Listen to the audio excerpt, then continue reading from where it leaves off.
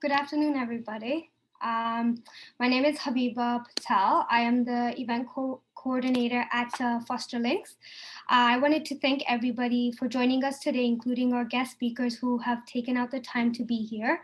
Founder and program manager of FosterLinks, Shazad Mustafa, Latika James, foster parent recruiter worker of York Region Children Aid Society, and Nemo Samaster, foster care supervisor of Children's Aid Society of Toronto. I actually wanted to begin with some housekeeping rules before we begin. Please note that your microphone will be muted throughout the duration of the presentation. Please enter your questions in the Zoom chat and we will respond to all questions after the presentations are completed. At any point, if the presentation does cut out due to technical difficulties, please stay on the line as we will aim to reconnect as quickly as possible. This is also a friendly reminder to all attendees that you will receive a follow-up survey with the next steps and action items. I wanted to start with today's agenda. So our agenda will focus on how to become a thriving Muslim foster caregiver. And then we'll also go into, we'll first start with introducing FosterLinks. Then we'll go into how to become a thriving Muslim foster caregiver. And then we'll move into supports for Muslim foster caregivers. And then finish off with our Q&A. So without further ado, I would like to give the floor to Shazad Mustafa. Bismillah ar-Rahman ar-Rahim. Assalamu alaikum. Peace be upon all of you. Hope everyone is well. I hope everyone is doing well today. Really a real pleasure to be here this Sunday afternoon. I know it's a gorgeous day outside and you've all taken the time off to learn about this very important topic. And I'm very pleased to have, as Sister Habiba has introduced, two great people joining us today from Children's Aid Society, Latika James from York Region Children's Aid Society, and Nemo Samatar from Children's Aid Society of Toronto. Both women are very dedicated to foster care, the sector, and we've been working with them to help bring a lot of education to the Muslim community. So to give you a little bit of background on myself, my name is Shazad Mustafa, and I'm one of the founders of FosterLink. And I want to give everyone a quick background as to why are we conducting this event, and who are we, and why did we start, and why do we feel this is such an important topic to be discussing this afternoon. So if you just follow my PowerPoint, I'll want to just really give you a bit of a background. So FosterLink was put together as a team about 3 years ago through the efforts of conscientious men and women from the Muslim community who really felt that the Muslim community needs to be more aware of what is foster care and to encourage Muslim families who feel that they have a passion for helping young people succeed to bring them into the foster care giving movement. So FosterLink's mission, you could say, is to increase awareness, facilitate intake, and provide support programs to increase the pool of certified Muslim caregivers, foster caregivers, in partnership with child welfare agencies. FosterLink is a program. We were initially sponsored and funded by a community development organization called Mercy Mission. Many of you may know of this organization. And Mercy Mission is a community development organization whose aim is to engage with community challenges that we may have in our communities, serve the most vulnerable in our communities, and through that effort of serving others, grow ourselves in our faith, our character, and our capabilities, and to serve the purpose that God put us on this earth for, which is to fulfill His will and to serve mankind. So if you want to learn more about Mercy Mission, you can visit mercymission.ca. If you want to learn more about FosterLink, you can visit fosterlink.ca. Just a little bit of a quick background to myself. When I was younger, my mother had brought in 3 foster children from a Pakistani family into our home for several months. And I really experienced the fulfillment of having opened up our home to 3 beautiful young children who have gone through a very traumatic experience, and allow them to be in a culturally sensitive home environment until they were able to be repatriated with their relatives. So it made a significant mark on me. And as I kind of grew older and got into the community, I was continually exposed to this problem that foster caregiving is a very big challenge in the Canadian space. The number of foster caregivers are very few, but then the need is great. And then for Muslims, just like any other community, who do get at times get involved with Children's Aid Society, we don't have enough Muslim foster caregivers in our community to look after children from Muslim backgrounds. And so as a consequence, children are placed in homes, very well-meaning homes, but are not necessarily culturally or religiously aligned with the needs of Muslim children. Now, before I hand over really the microphone over to our two guests, I want to give our participants today a little bit of an Islamic perspective on foster care. One thing that I'm sure everyone knows, I'm not reminding anybody, especially those of you today from the Muslim community, of how important it is to look after vulnerable children. And that the looking after our vulnerable children, whether we call them orphans or whether we call them foster children, is embedded in our faith tradition. It's always been part of our faith. The Prophet Muhammad, peace be upon him, as you all know, took under his care the upbringing of Zayd bin Haritha as a foster child until that child was reconnected back to his father at a later age. We also know in the Quran that the Quran states that it demands compassionate treatment of orphans. So the verse shown there is وَإِذْ أَخَذْنَا مِيثَاقَ بَنِي إِسْرَائِيلَ لَا تَعْبُدُونَ إِلَّا اللَّهَ وَبِالْوَالِدَيْنِ إِحْسَانًا وَذِي الْقُرْبَى وَالْيَتَامَى وَالْمَسَاكِينِ وَقُولُوا لِلنَّاسِ حُسْنًا. So in the Quran, God says that we have taken a covenant with the children of Israel that they worship none but the one true God, and that they are kind to their parents and to their near relatives and to the orphans and to the poor, and only say to people what is good. So as you can see, right after the worship of God, the next thing that is commanded is compassion for others, including our parents, our relatives, and the orphans.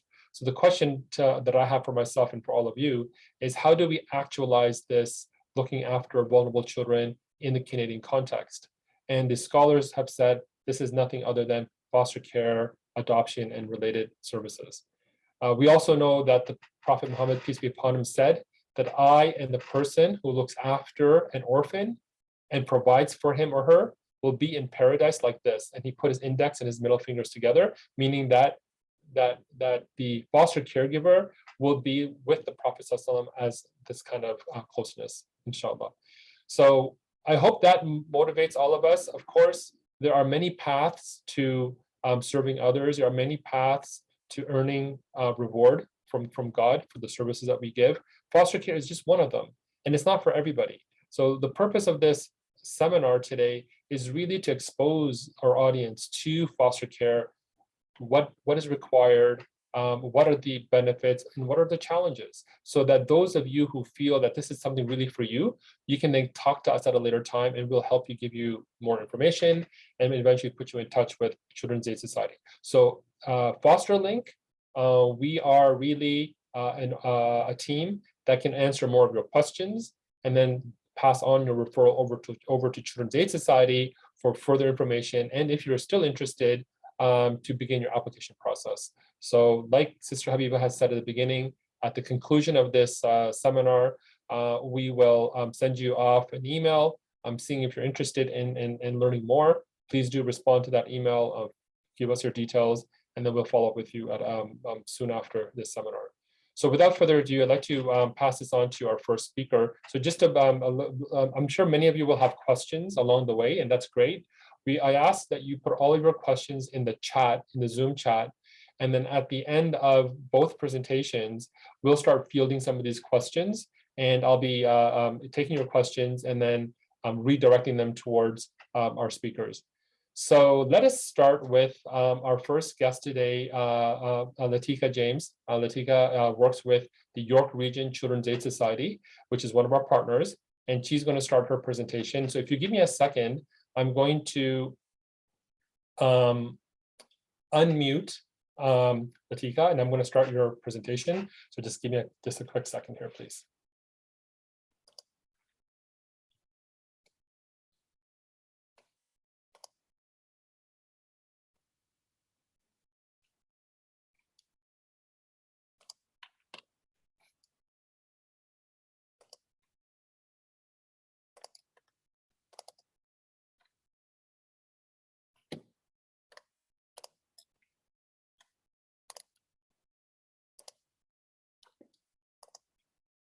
Latika, can you, is your audio working? Yes, can you hear me? Yeah, I can. Yeah, I was just wondering also the video too. Yeah, let me see what I can do about the video. If you just give me a quick second here. I think I might need to make you the host, Latika, so just give me a second. I'm just going to make you the host, and then you can I'm going to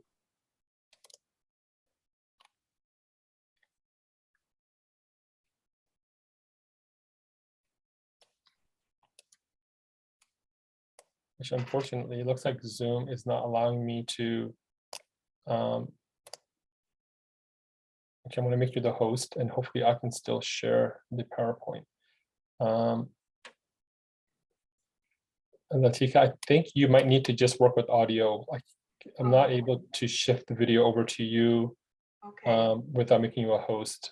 Unless you've got the PowerPoint on your computer and you want to run it that way, or I can continue to run it on my side. Why don't you actually just try to run the video on your side if it's going to Yeah, I'm just gonna share the your PowerPoint.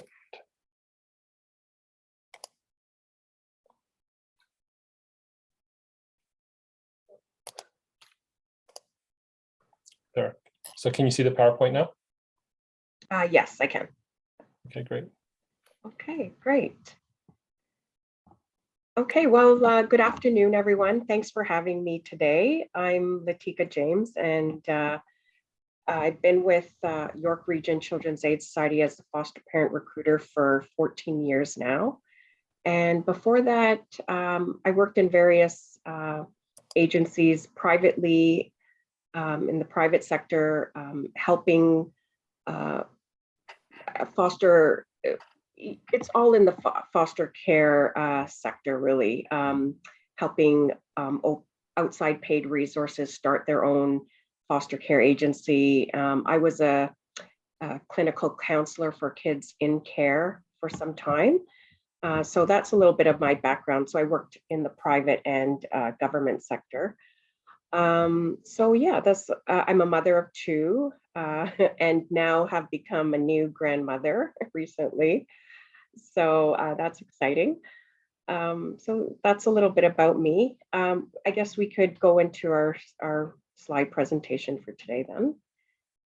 And I did want to talk a little bit, just an intro for talking about Children's Aid Society. So all Children's Aid Societies in Ontario were funded by the Ontario Ministry of Children, Community and Social Services to provide a range of child protection services.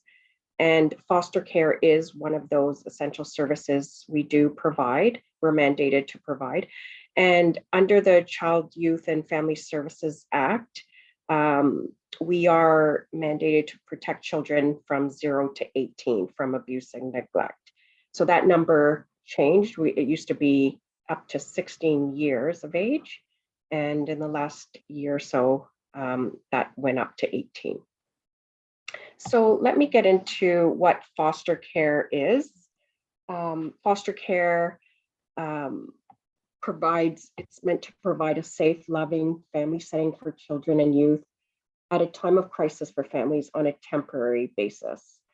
And so foster care has changed over the years, where we are working hard at admission prevention and having kids only come into care if needed. What we're working towards is always trying to keep kids at home if we can with supports. So we keep families together and children at home the best way we can with supports. And if children can't remain at home because of serious concerns, we will seek out a kinship arrangement. So we're looking for grandma, auntie, uncle, or a friend who the family knows always first before any other solutions are looked at. And but then the last resort will be foster care. The main goal for foster care is to reunite a child back with his or her family. And foster care is meant to be a service to families and not a substitute for parents. Okay, next slide. So why do children come into care? There's several reasons. There's sexual, emotional, or physical abuse. Most often we see severe neglect or abandonment. On the rise, what we're seeing in our statistics is domestic violence being on the rise. Of the reasons why children are coming into care: intimate partner violence. There's always that parental substance abuse or mental health issues, and voluntary care as well. So that usually happens with if there's like parent-teen conflict at home. We're finding in that area, families are asking for support from the Children's Aid Society that way as well. From my conversation with PLCAS not too long ago, they're getting a lot of referrals from international students coming to Canada to learn. And what happens in some of their situations is they're getting pregnant, or an unexpected pregnancy is happening with the couple. And because they don't want to speak to their family about it, they're reaching out to us to help provide some solutions or care for their upcoming situation with their baby. The next slide. So talking about the role of foster caregivers, initially we're looking at foster homes to be a place of safety. So you're providing, foster caregivers are providing a home that is a safe environment, a loving and nurturing environment. And that's what our home assessor is looking for. A family that can have that time and commitment to give all the necessary things that a child needs for healthy development and structure, stability. We're looking at foster parents being able to be in stable relationships, in a stable time in their lives, not having to recently move, no crisis or trauma that's happened in the last 2 years. Not a hectic situation where maybe they're raising their own kids, maybe they're still trying to do school on the side and working. If a lot is going on in a family, we look at what makes sense. So we're looking at a few different things to see if foster parents can do this successfully. Next slide. So just a few facts with the York Region Children's Aid Society. We have right now currently 279 children in our system, and that includes youth living independently. Actually most of stats, so half of our kids in care are over the age of 15. So from 15 to 25 is most of our kids in care. So our biggest need are teenage beds. So if homes can provide, the more flexible you can be, the better. I know some families don't like to start off with the older kids, but again, if you can be more flexible, then we can place kids easily. And I did write some stats here on the slide about the current kids in care from the Muslim community. So 16 Muslim children and youth are currently in care, but however, there's no Muslim foster homes currently within our agency. We did have 1 or 2 in the past, but never a significant amount. And I guess that speaks to the lack of Muslim families coming forward in our community. As you can see, though, as I said, our greatest need are for youth, and this is the in continued care and support for youth and voluntary youth services. That's where a bulk of kids are. And so and again, that means there's a critical need for Muslim homes in York Region. And maybe now I can turn it over to Nemo, who'd like to speak about the stats for Toronto. If Shazad, you could put Nemo as a speaker. Yeah, let me just, I'm just going to unmute Nemo.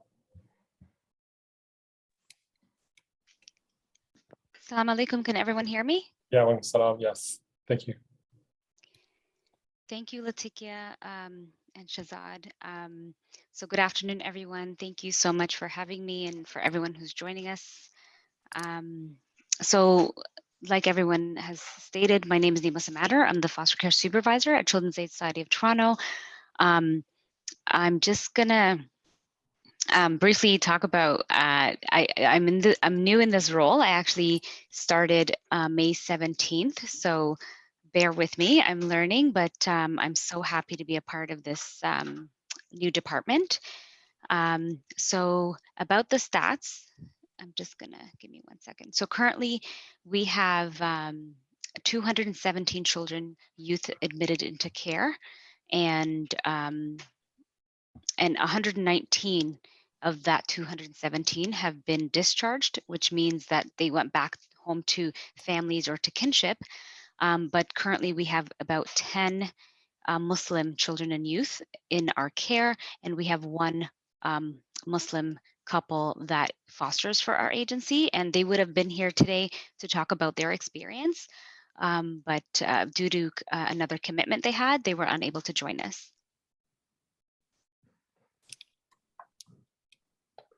Did you want me to go into other stuff, Latikia, or are you gonna? Maybe if you could talk about matching, the importance of matching. Oh yeah, for sure.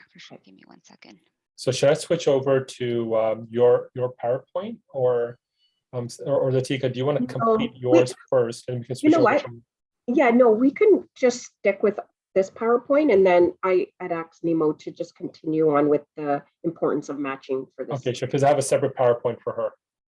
Yeah. So what do you think? Yeah, because I wanted to kind of connect with everybody and around like the focus of our the focus. Yeah. So if you wanted to continue on, and then I could just Okay, so did you? Sorry, I just missed on. Did you want to put your PowerPoint on now then?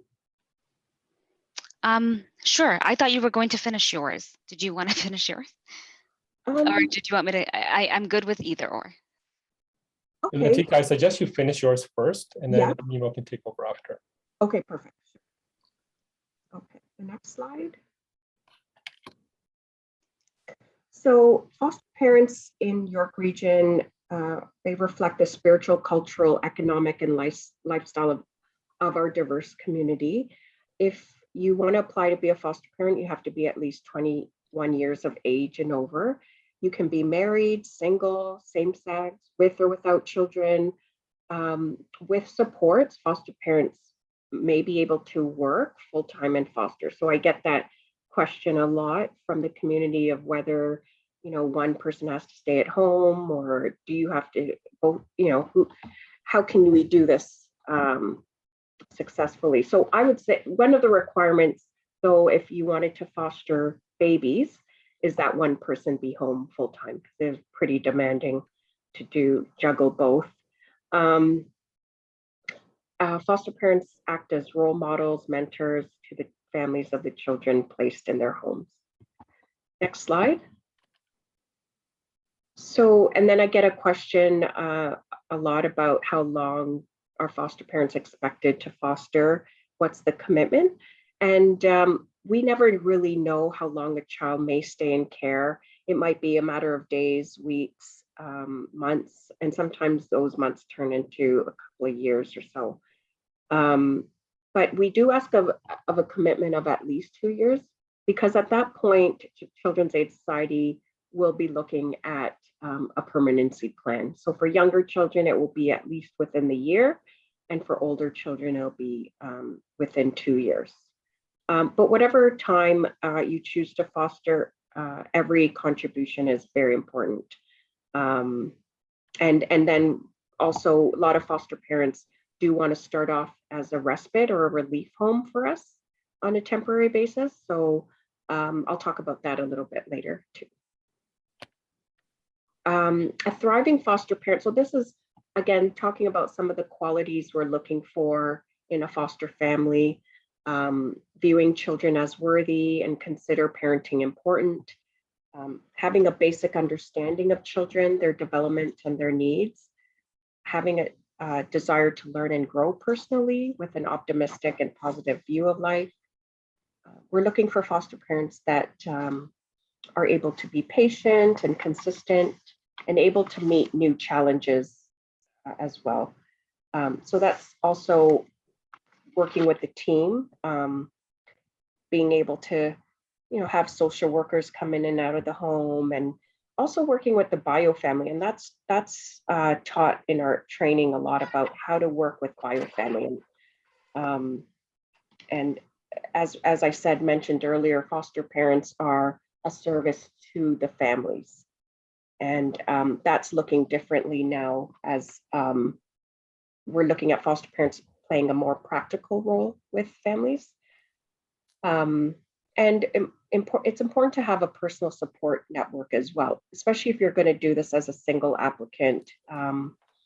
It takes a village to raise a child, as we know this quote. And it's really, hopefully you're not left alone to do this work and have a good support network around you, along with the Children's Aid Society, of course.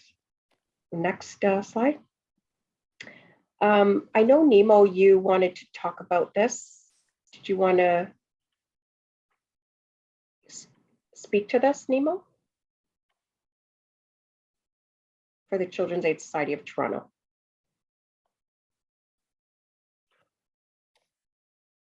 If Shazad, you could move over the speaking.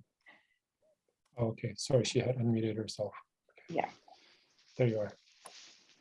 Oh, okay. Sorry, I was having trouble unmuting. So sorry, everyone, for the confusion.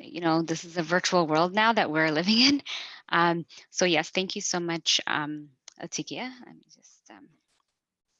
So at Children's Aid Society of Toronto, we do practice from an anti-oppressive, anti-racism lens. So what that really means is that it is the right of the children and youth and families, communities and staff, care providers, volunteers, persons affiliated with society to be free from all forms of oppression, racism, and it is resolved that the Children's Aid Society will, with diligence, take the steps required to review existing agency policies, practices, develop new ones, deliver services, and create a work environment free from all forms of oppression, including racism. So I just want to bring and highlight that systemic racism exists in all institutions, organizations, including child welfare, and no community or demographic is free from child abuse, right? So it occurs in all cultural, racial, and religious socioeconomic lines. But we want to, as an agency, we recognize this and we actively working towards improving outcomes for vulnerable families, youth that we come into contact with by ensuring that all staff is trained, understanding anti-oppressive, anti-racism principles, and we apply it into our practice. We want to also reduce disparities. We want to have an act, we want to be able to endorse the agency's anti-oppressive, anti-racism policy. And I really want to highlight that we have an equity department that is dedicated to supporting this work, included in the department. There's so many different elements to it, which is partnering up with different agencies, just like Mercy Mission and other community partners in order to ensure that we're engaged with different racialized and communities and different cultural groups across the GTA.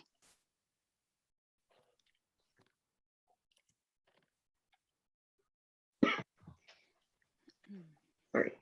Okay, so I'll just go into the financial support. Or Nemo, did you, I know you wanted your part of the presentation to talk about the supports foster parents get. Did you want to go into this one too as well?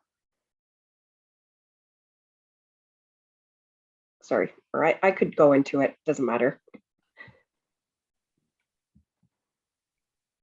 Okay, so fostering is not meant to be a way to earn regular income, but we do pay our foster parents a per diem, like a room and board rate. That's what it would be called, to cover the cost of all the child's care. And funds for clothing and recreation are provided, as well as health and dental coverage are provided for the child 100%. And we usually talk about how that usually by the time of home opening, we get into how that's broken down, and how we, with our agency now, we've introduced a credit card that foster parents get. So every agency is different. So usually that's discussed later and just by your agency about how that evolves. But other supports, we give ongoing training. And after you become an approved home, you get a foster care support worker assigned to your home. So you're never left alone without having someone to call, even if it's not during working hours 9 to 5 with your support worker. We have an emergency after hours worker that can assist. So every foster home is part of a child's care team. With the foster care support worker, the child has its own children's service worker, and the family has its own family service worker as well. You can also be part of a foster parent association, attend cluster groups with our agency, and these foster families in our system become mentors to you as well. So you can connect with them if you have a question or just need to vent or talk about your situation at home. We have in-service ongoing training for foster parents. And if your child needs access to outside resources, we're connected with other agencies in the community, children's mental health, and other professionals if needed.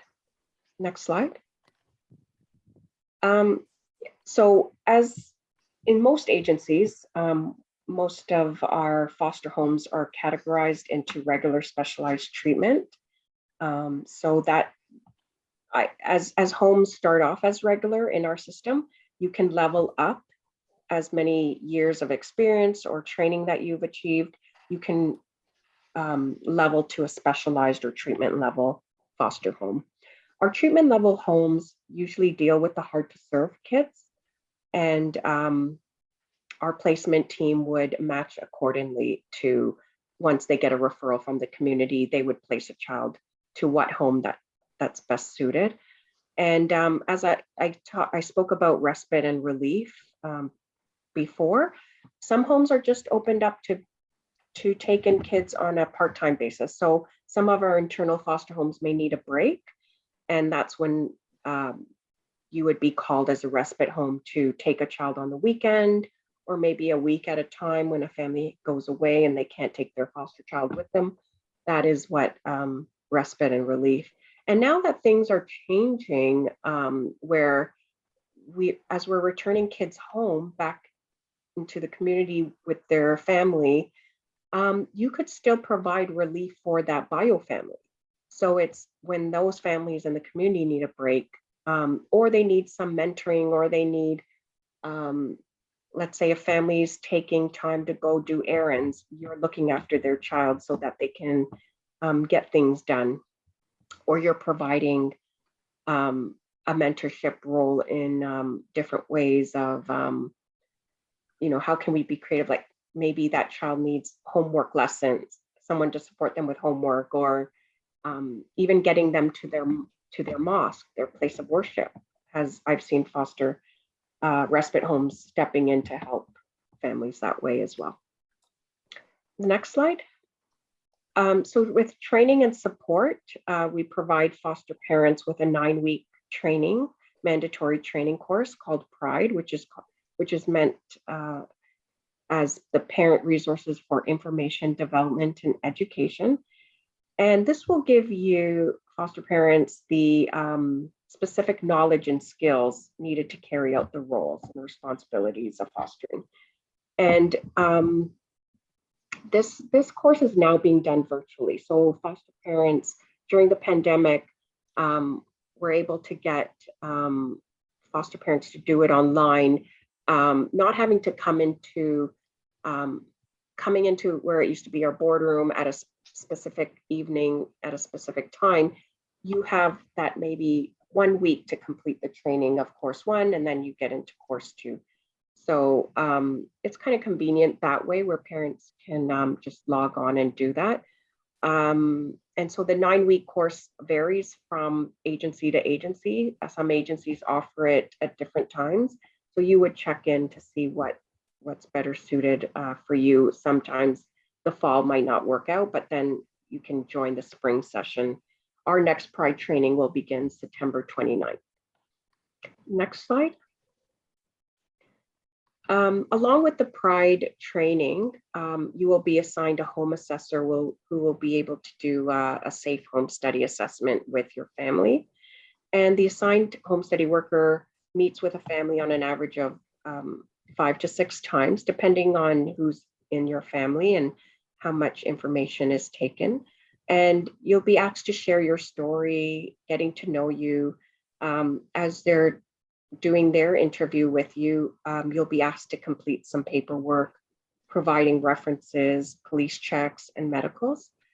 And your home will have a safety check done. So they're looking at what the ministry will require for your home to have in place, as for example, smoke detectors in each of the bedrooms, carbon monoxide detector, fire extinguisher, fire plan, first aid kit, all those little things will be checked off. And once that is done and your home study report is completed, your home is ready for approval, and home will be ready to be transferred to that home foster care support worker as your final worker. And the foster care inquiry process is pretty much similar in all Children's Aid Society, where you're going to be asked to fill out an inquiry form initially. And then once you fill out the application, an initial home visit is set up. And some agencies like you first to attend an info session like we are doing today. And we at our agency run one monthly each month. And then after you've done that, like I said, the initial home visit is set up. And then my role in the agency is do those initial home visits. And it's about an hour and a half to 2 hours where we talk more about what the ministry requires. I do the initial safety check and just getting to know if fostering is going to be a good fit. So we're mutually deciding at that meeting if it's going to be a good fit. And then the PRIDE pre-service training, I get people registered for that. And once that transfer meeting happens with the home assessor, they're going to begin the home study process. And like I mentioned in the slide previously about what that entails, they'll finish their piece, and then your home is ready for approval.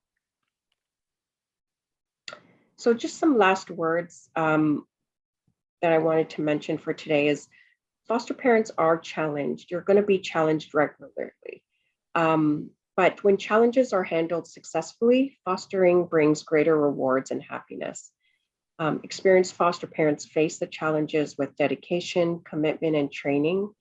And ultimately, you will be providing a foster child a sense of safety and security and well-being in your home. And that's the end of my slide presentation. Great. Yeah, go ahead. Yeah, Latika, thank you so much for that presentation. Very, very informative. Thank you very much. And again, I'd like to remind our audience that if you have any questions, please type them into the chat window so you don't forget them. And we'll get to those questions at the end of Nemo's presentation. So without any delay, I'd like to pass this on to Nemo. I'm just going to pause my screen share and flip over to Nemo's presentation. So just give me a second, please.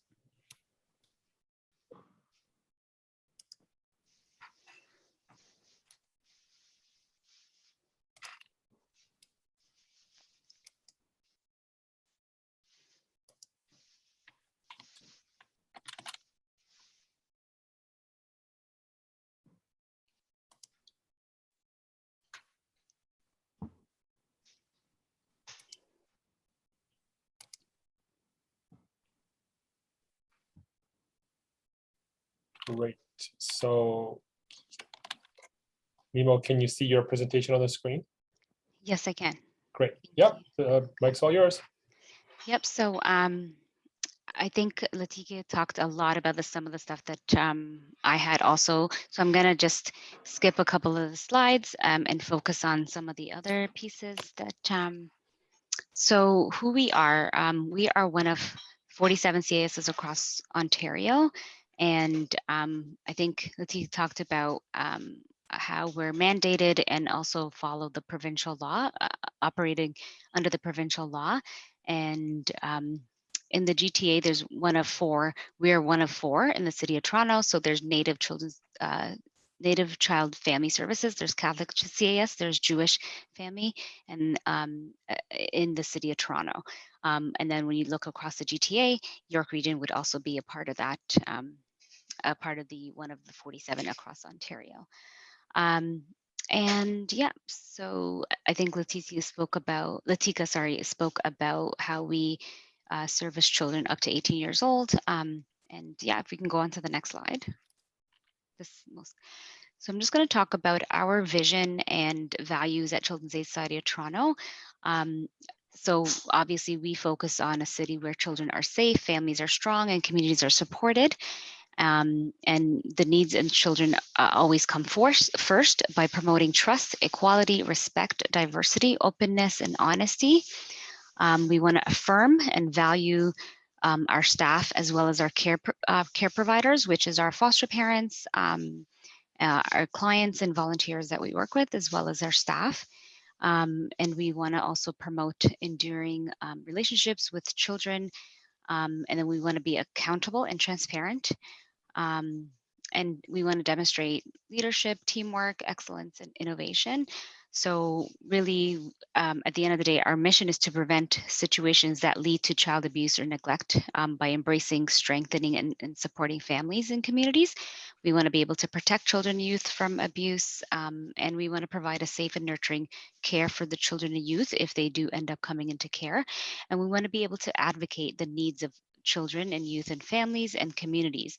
So when we talk about the needs, I want to put an emphasis on the importance of identity needs and intersectionality, because to ensure that this is also integrated into case planning and children and youth and their families, because you know who we are and is a part of safety as well.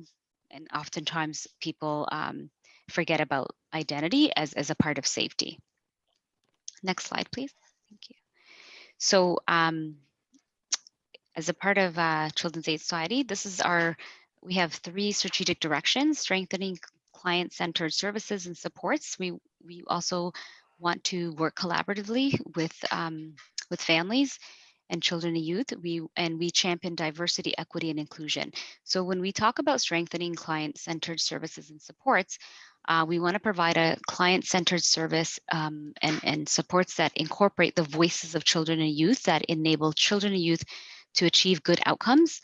So we want to be able to amplify, because at the end of the day, we are Children's Aid Society of Toronto, and our number one client is the child or youth.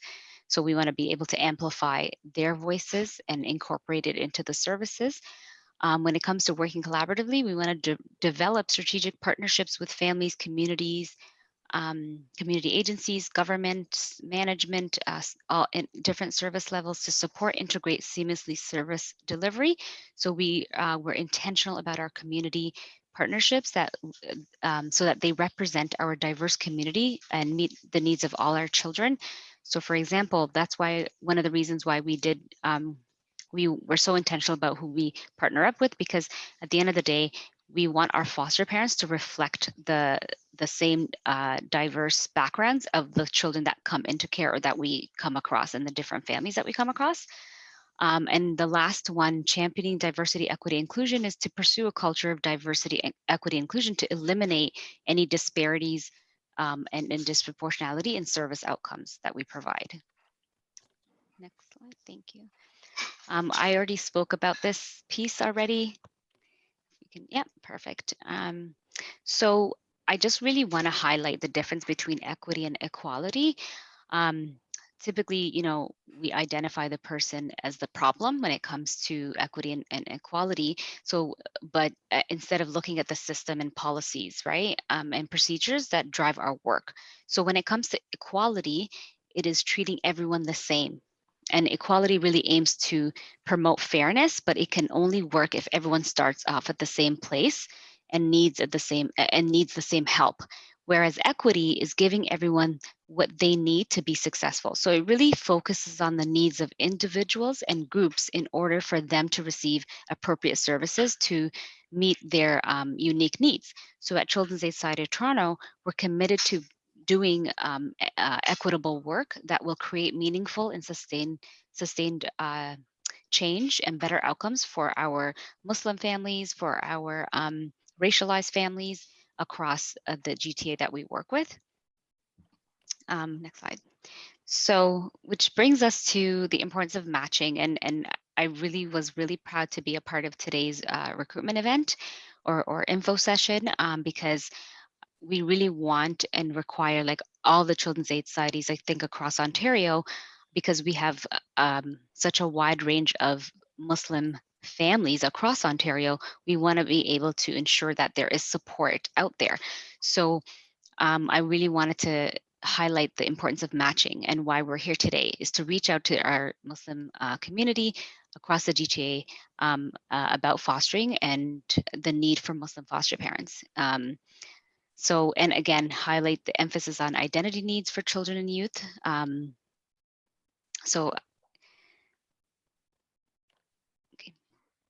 So identity needs, such as physical needs, religious needs, those are some of the things, emotional needs, mental needs, etc. Like we focus on all these different types of components with regards to the child's needs, which is important to the child's overall well-being and health, and also contributes to the social determinants of health in order for them to thrive.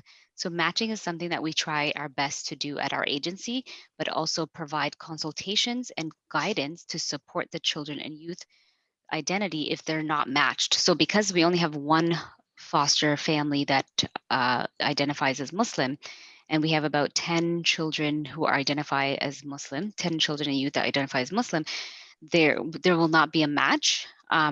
So what we try to do is have consultations, some support and guidance, and focus on equity within our practice to ensure that they get those needs. But however, I think it's really important to consider, I think it's important to have Muslim foster parents who can provide that religious socialization, right? Where others wouldn't be able to provide that support in order to help the youth thrive in a society where they may feel isolated. So I just want to also highlight that it's important to consider intersectionality of identities, such as children and youth may identify as being Muslim as well as disabled, and how their marginalized identities are acknowledged, supported throughout their time in care, able to navigate the society. So if Muslim children are not supported to understand their identity, they can be put at a risk of developing negative self-image about themselves. It's important that children are supported to develop a positive identity, particularly as they become aware of the social differences and inequalities and inequities, as they face different barriers or anti-Muslim hate. Adolescents of Muslim children may experience feelings of anxiety or hopelessness.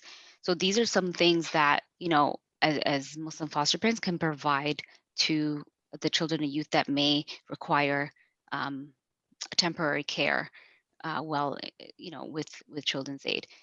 So Muslim children in care versus Muslim foster parents, I think I gave the stats in that, is we have 10-1 right now, which is, yeah.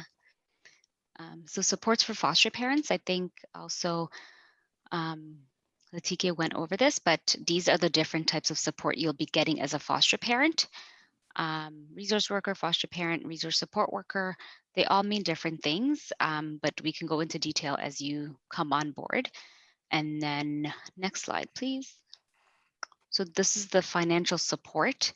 So we have the same categories as Latikia was talking about, the regular, specialized, and treatment, and then there's different per diems that are allocated to the different types of services that you're able to provide in fostering. Next slide, please. So yeah, this is again a continuation of their financial support for the per diem rates, food, housing, all those different pieces. Okay, and so these are the training and learning opportunities, just some of them. We provide a lot more, and I think Latikia also spoke to this as well. So we talk about exploring identity characteristics, anti-Black racism, let's talk teens, navigating the school system. So trauma-informed practice, how to advocate for children, so many different types of trainings that we provide, and a lot more. We have a calendar year twice a year. So we have a fall calendar as well as a spring calendar that foster parents are able to attend to. Okay, so for next steps, call our foster care admin, Diane, and that's her contact information, her email address. Feel free to connect with me. I can provide my contact information as well for further information. And as well as Latikia, she's from York Region. So if you live in the York Region area and you want to know more about fostering and what that looks like, I think Latikia also put down her information. So thank you everyone for your interest in embarking on this important journey of fostering with everyone, with all of us. Thank you. Thank you, Nemo, for that wonderful presentation. Very informative. Thank you again. And I think at this point, it's like 3 o'clock just about, and we'll open up the floor to any questions that the audience may have. So if you have any questions, you can put them into the chat and I'll field them to our speakers. And if you are pretty good with the content you heard today and are interested in talking to FosterLink and Children's Aid Society in further detail, then please do reach out to us when you do get the survey. You can fill out your information and then we'll be back in touch with you. So there's a few questions that are coming down on the chat. And Manaz has a question here is, what is the age of the youth that you referred to? So what are the age ranges when we talk about children versus youth? And I know there's a big discussion. Often we get a lot of questions around, do I get to choose whether I foster an infant or whether I can foster a child or a youth? What's the difference between those three categories, or are there more categories? Latika, maybe you can answer that question. Yeah, so foster families can choose who they would like to foster, and you got to consider, what is the best fit for your home? Are you home full time that you can dedicate and commit to fostering babies? Then if that's your preference, for sure. If you feel you're confident, you have a skill set to deal with teenagers, sure, why not? Why don't you put that down as your preference? So you can foster parents can choose who they'd like to foster for. It's not that you have to take in any placement that we have coming in. You can turn down placements if the placement team calls you for a referral and you feel at the time, maybe that's not the best fit for my family. You don't have to accept every placement that comes in. But our kids that come into care are from 0 to 18. We're actually, if you can be open to sibling groups, we do have a lot of referrals of siblings coming in. So if you can accommodate more than one child, that's always a big need right there. Great. Wonderful. So another question that's been sent to us is that, let's say we get this once in a while where a caregiver is already a certified caregiver from another agency, from another region, and they moved into Toronto or they moved into York region and they want to start working with that local agency. So what is the process of getting onboarded with the new agency? Either of you can, Nemo, if you want to take that one, if you're able to answer that question. Yes, so that's a really good question. I think we would just update your SAFE assessment, which Latika spoke about. And we wouldn't go through the whole process. I think depending on the number of years that, came from the time that you completed the SAFE, and all the different trainings that were mandatory. So it was just really getting an update as to where you were, and how many years came from that end. Latika, did I get that right? Because you're probably more familiar with this area. Yeah, exactly. We would, it'd be more like shortcutted if that's what, in terms of if you've done the mandatory pride training with another agency, you don't have to repeat that moving over if you've moved to another region and want to foster for another children's aid. And also the Safe Home study, depending on how long it had been done, we would just do an update. Every agency wants to get to know their foster parents. So again, it's a little, going through an interview process again with our home assessors who want to get to know you, and they'll ask if anything's have changed in the years that you started the process. What else? Oh, but then you also cannot foster for both.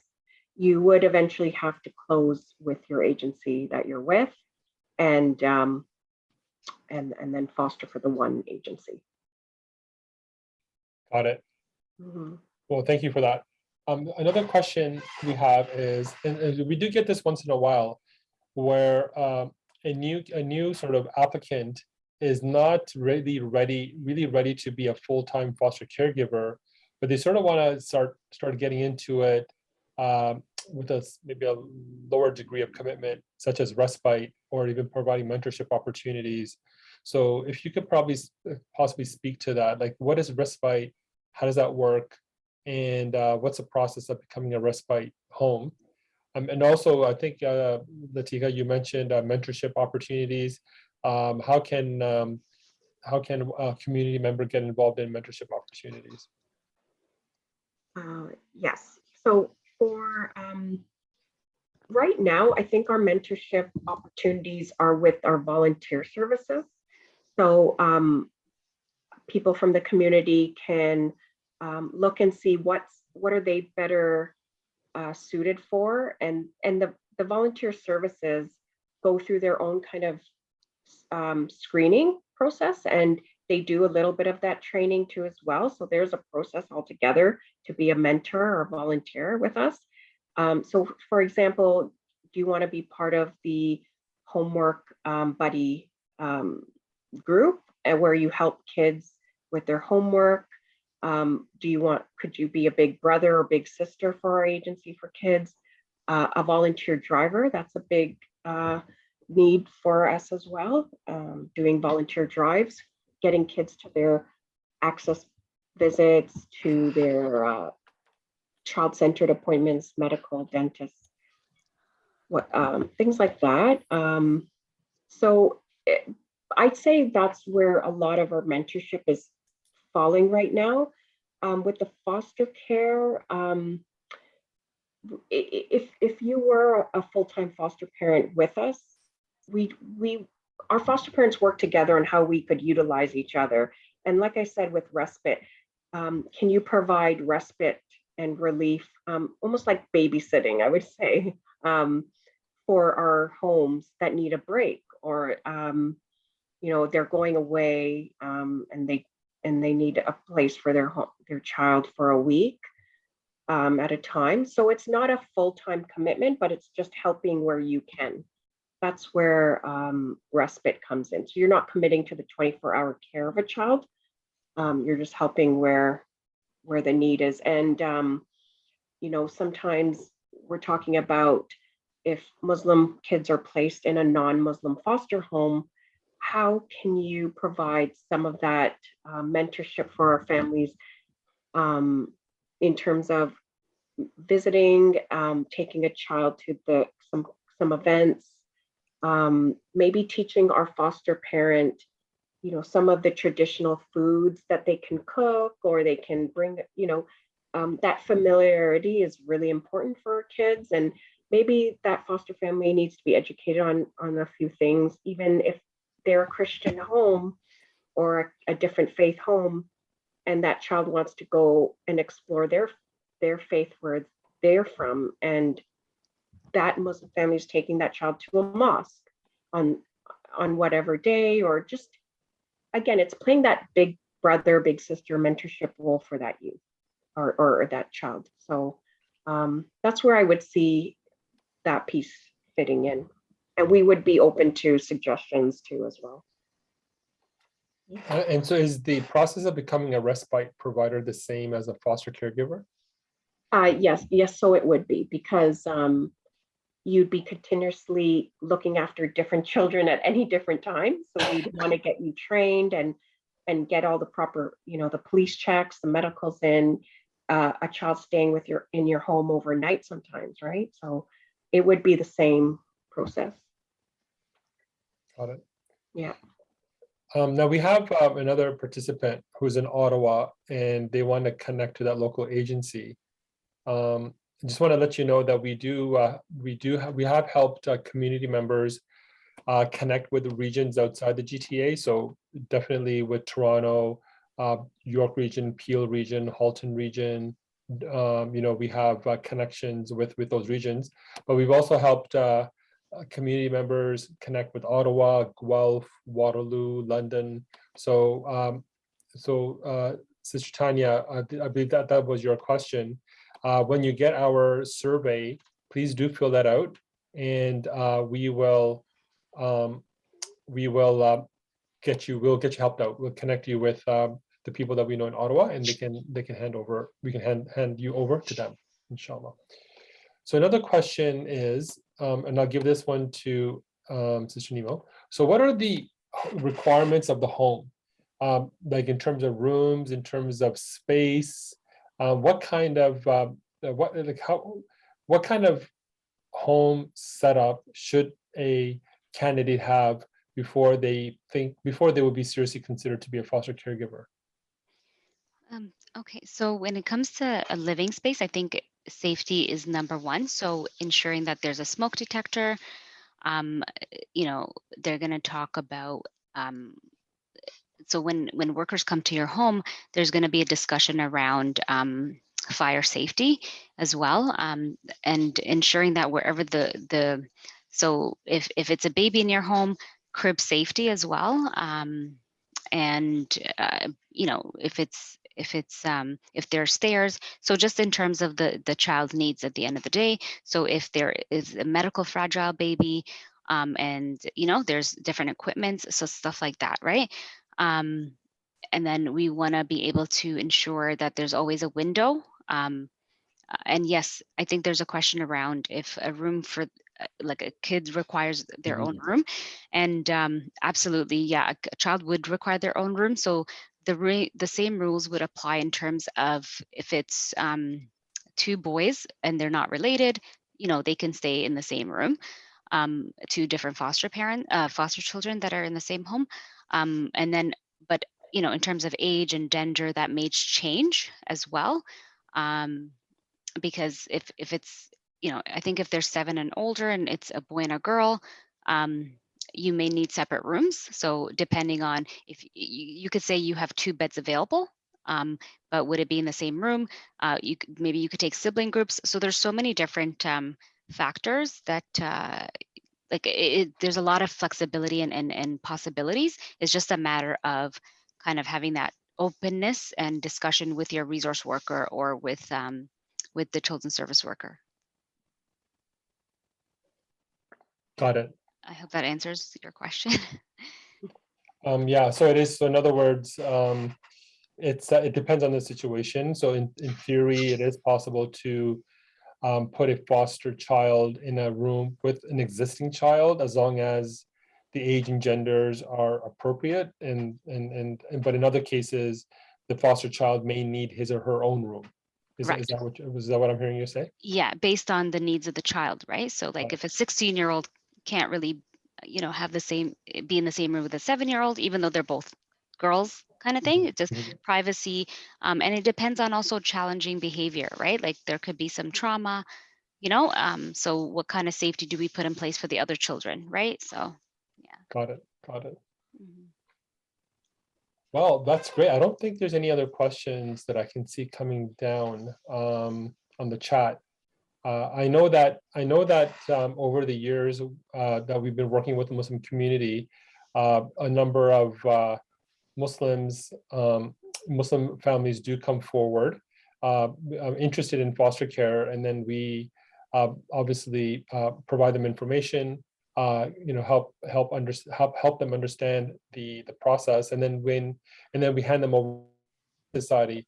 Often there's a number of reasons that we've seen, or a number of situations where Muslim families do not complete the training or kind of drop out of the process.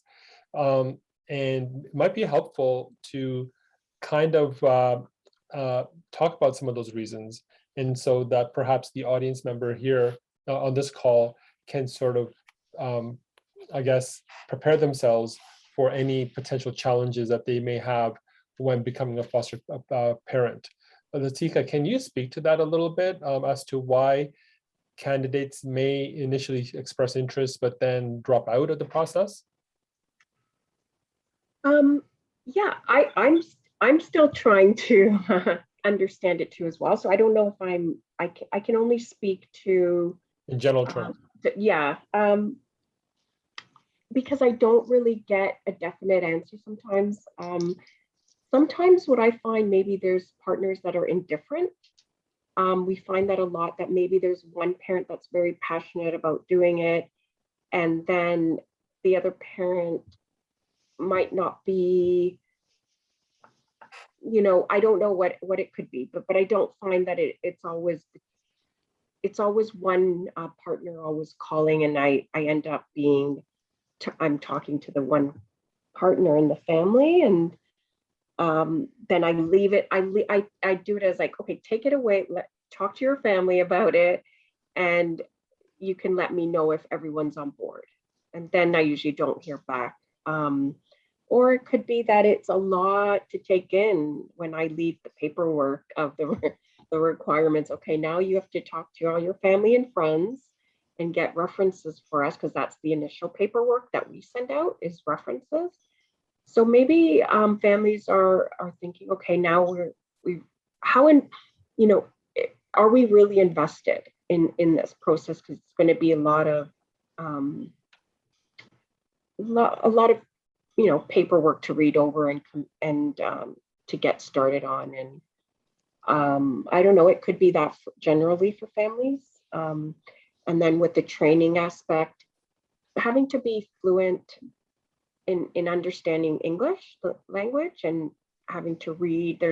I know there's homework pieces with the Pride training that our trainer and our foster parent is part of the training process as well. They do it together, where they're scoring the work. So it's really being confident in the English language as well. Sometimes that's a barrier. So I'm thinking that those stand out for me as perhaps why some families don't follow through. their hesitancy. I don't know, Nemo, have you had, I know you're new to your role, but do you think there's something else that could be? Absolutely. Like I can definitely, I've definitely seen those situations that you're talking about. And in addition to those, I think also family situations change at times, and families have to move out of province sometimes, or even out of the country. So that could be another thing. And I think another thing I've seen is that this can be an intrusive process, and we acknowledge that from the get-go. So in addition to being an overwhelming for people, it can be intrusive as well. And I think it's important to note that like we're able to support you in the process as well. Yeah, and definitely I can attest to the point that both spouses need to be invested in the process. We do sometimes come across situations where more often than not, it's the wife is interested, the husband is busy and he's sort of not in the loop, and that is a problem.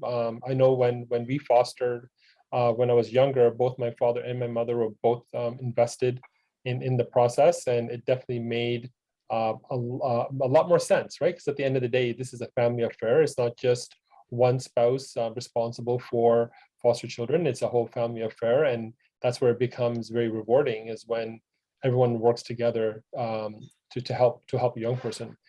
I guess the reason why I asked that question is that if any of our participants are interested in proceeding with more details, please do mentally prepare yourselves and talk to your spouse and your family members, and get everybody on board with the idea that we want to be a foster family for a vulnerable child. And I think the sooner you have that conversation, it'll be much easier once we put you in touch with Children's Aid Society, because you'll have your intentions in the right place, inshallah. There was a question that came down: is the screening process for respite the same as for foster families full-time? And I believe the answer is yes to that question. Latika, is that correct? Yes. Yeah. I spoke before. Yep. They have to go through the same training and home study assessment as well, and provide the same documents. Yeah. Because what's easy is this: if you're relief and you want to start off slowly, if you want to transition to full-time, it's easier. You've done everything of the training and the safe, so it's easier to move into full-time. So that's why we do that. Yeah. Got it. I know one question we get quite often is where families want to have, they want to foster care, but they also want a little bit of flexibility. Let's say they want to go back home for a couple of weeks on vacation. Many Muslim families are often, they have got close connections back to their homeland, and they do go back periodically, and they feel that being a foster caregiver would prevent them from doing that. So can you clarify that, Nemo, perhaps? Sorry, it skipped. Sorry. Can you? Oh, sure. So the question that comes up often is that families that are interested in becoming a foster caregiver feel that they won't have that flexibility to visit their homeland, because many Muslim families are closely connected to their current countries of origin. They want to visit back home, and if they're providing foster care, that might prevent them. So how do you work with that? So obviously they have there is vacation time. You can take time away from fostering, and there's time where you can put yourself on hold. So just for example, even during the time that during the pandemic, a lot of foster parents have put their home on hold due to different circumstances, whether it's health related or family stuff. Things come up for families, right? And I think it's important to debunk some of the myths about fostering. And I'm glad that everyone's asking these questions, but definitely if you take some time to go back home or have some time with your own family just for vacationing, then you will get some respite from, because there's other foster parents that do provide, and the bigger pool we have that are Muslim foster parents, then you can ask another foster parent to kind of cover for you when it comes to that time. But we will work with you because you have a whole team. It's not just you alone. Got it. That's wonderful. And I know over the last couple of years when we've been running these events, Children's Aid were able to bring in Muslim families. In fact, one of our own core volunteers, she was a foster caregiver for Peel Region for quite a long time, and her husband had these beautiful stories to tell, and how they brought so much stability, right, to young people's lives. We've met other families as well, Muslim families that provide foster care, and what we can definitely do in FosterLink is create an environment where Muslim families can kind of connect with one another and support one another, and share their stories and their concerns, and to be able to support one another that much better, as well as obviously through Children's Aid Society. So I think that's a pretty good point to conclude the session today. I want to thank both Latika and Nemo for attending, and Habiba for organizing this great event. I do want to give a special thanks to all of our participants who took the time off to come and learn about foster care. And please do encourage you to fill out the survey once you do receive it. And if you are interested in a deeper conversation about foster care, and perhaps you wish to begin the application journey, please do fill that out and we'll be in touch with you. Also, please do visit fosterlink.ca, and you can learn more about what FosterLink does, and you can also get in touch with us through our website.